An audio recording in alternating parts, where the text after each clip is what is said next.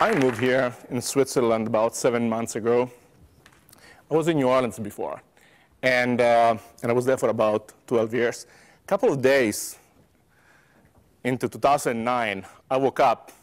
I live about 50 meters from now, and this is on my way to go to school, and I find this, this sign, 3 meters, 4 meters on a pole. And I thought, oh, this is interesting, huh? This is kind of interesting. And first of all, I kind of really like the idea that someone at night said, like, this thing has to change. People need to understand that they may be wrong. So at night, he goes up, boom, boom, boom, plug this to the pole, and goes. We never know who it was. That was still unknown in 2012. On the other side, you understand, I live close to there, and every single morning I walk, and I look at this thing. It's like, okay, I understand. I might be wrong. Can we move on, please? So, and I wish, I really wish that this sign was done a couple of years before.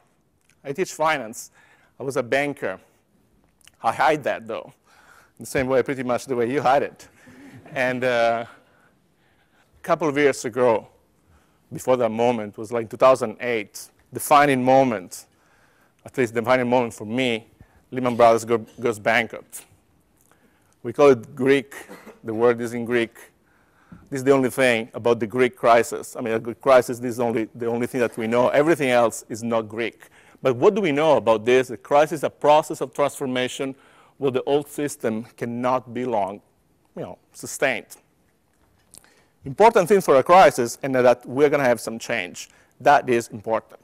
If you have a crisis without change, we have a failure, and clearly that, we don't want to have it. And so what is, I think, things are changing, all right? Things that are changing. And I'm very pleased, I'm very touched by the speaker before, because this is exactly the heart of where I'm trying to go here. This is what I believe was a little bit of the old model. It's the firm in the middle of a network with clear boundaries, so to speak. And it's the companies, which is like this. We are here, you are there. And the firm is there, arm's length for the rest of the world.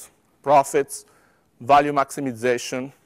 We talk about mission, targets, right? Profit targets. We have a mission. We have a strategy. It's very much, the talk of war, which is not really what I think about that. And we have investors, we have customers, we have everything, a set of people moving around this network, this interesting network. This needs to stop, all right? This needs to stop, and this is where companies are going, and really believe that. This is where companies are going a little bit. We are removing, and companies are really removing the boundaries of their corporation to incorporate as a major stakeholders. Mind, what I mean by this is that we still have customers. They're going to be a little bit less arm's length. We have investors, clearly a little bit less arm's length. We have communities, and definitely a little bit less arm's length. But everything should be in this kind of network in order to co-produce value. All right? And of course, things are really changing, if you think. Look about this. Do you remember a couple of years ago, I like this idea, Twitter. Who uses Twitter over here? Raise your hand. Do you follow me? You'd be really good, because I don't have a Twitter account. So that would be like really spectacular as a thing. 2006, one of the founders of Twitter sends the first Twitter. I'm just sending my thing. Where do they want to go? It was not very clear at the beginning. It was not really clear at the beginning. Do they want to be a social network? Do they want to be a media company? It was not clear. Now, of course, if you don't know where you're going, all streets and all things are going to be bringing you there. And this is exactly what I'm trying to show over here. Believe it or not, until 2011, they did not have a business model. From 2006, very well organized product. Clearly, a lot of you know what I'm talking about, so probably you use it. And yet, until 2011, they did not have a business model. What did they do? They reach out. How? Basically, there was a contest in a magazine on, please, I mean, clearly we are good enough, to create that thing, but we are not really good enough in order to understand how we can make money out of it. Isn't it interesting? They basically come to us and say, hey, can you help us to make money out of you? Really? And you know what? We were happy. We were absolutely happy. Okay? We start writing blogs and stuff. How can we help these people?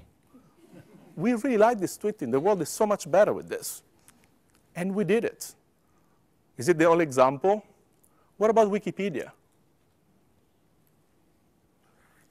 I constantly try to write something with Wikipedia. You get rejected right away, but I really try. I really try. Not very lucky about that. What about Facebook? So what I'm trying to say here is that I think Twitter was very good in bringing customers, bringing communities, I guess the tech communities inside the thing, so that instead of inside the circle, inside the network, so that instead of really creation of value, we can really talk about co-creation of value. Clearly, for some reason, about 200 million tweets every single day are done in 2011.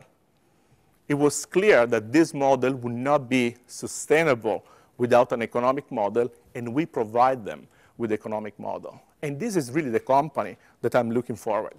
A company can stretch its boundaries in all possible direction to get customers, to get investors, to get communities, to get medias, to get anybody in order to somehow get in the system and try to co-create value. Do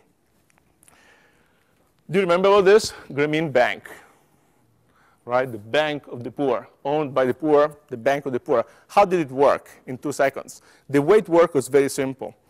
In India, this person actually, after got the Nobel Prize, would give very little loan for, I would say, Western standard, maybe $50, maybe $40 to buy a cow, to buy something that could be used to some extent as an investment advice, maybe a cellular phone that people could use in order to call people all over the country or outside the country. If we make this, we make very little loans, no collateral, not lengthy things to write, to sign, very simple. And he created an empire out of this. A lot of people were put out of luck, really, out of poverty because of that. How is that? Isn't it great? How that system could work? The system could work only under the hypothesis that all the links were there. That is, that we need a community. Surprisingly enough, the actual loan was given almost exclusively to women, because apparently the men would go and drink. I cannot be more like understanding of that. And the loan was kind of public. So everybody else in the community was checking, hey, are you giving back your loan? And the way in which the money was given back was very public as well. People would go physically to repay the debt. How is that a value co-creation? How about bringing different stakeholders inside the business in order to make it more profitable? Now, would your idea would change about this, the importance, how good this business model is, if I tell you that the yield on gross portfolio was higher than 17% since 2002, which is the moment in which this bank was created? That basically says that the interest rate charge was at least 17%. That's pretty impressive. Average return on equity, which is a little bit of a measure of how good of investment it is, in that period was about 12%.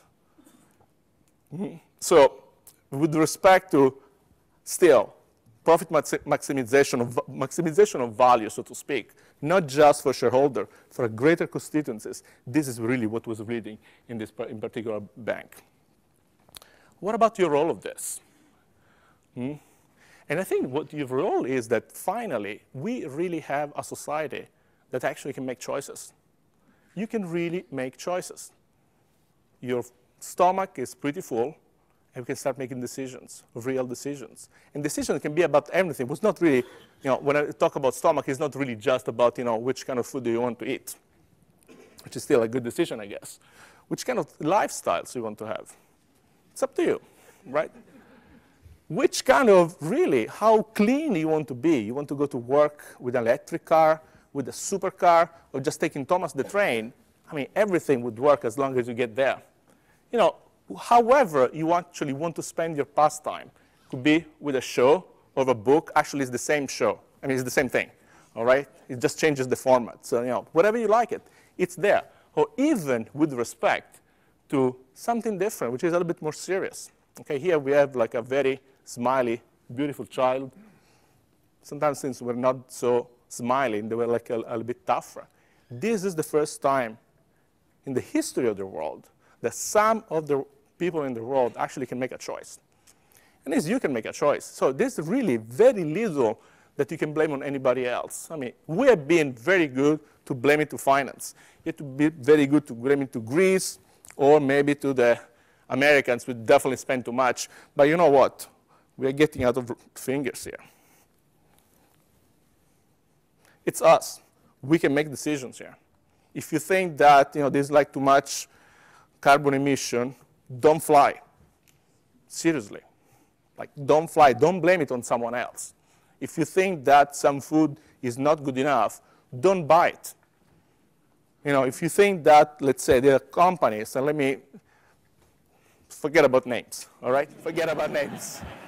If there are some companies that are not producing some food, just don't buy it, right? As consumers, we have this choice that we didn't have, many years ago.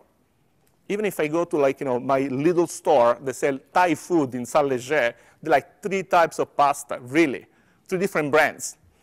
So if I don't like this one, which is blue, and I like the other one, which is yellow, I just go with the yellow one. I can make a choice. You can make a choice before. And as long as we make choices which are in line with our values, so however you want to refine them, however you want to define them, I think capital is going to follow. I really believe. I was really touched by the presentation before. I was very touched by the carbon thing.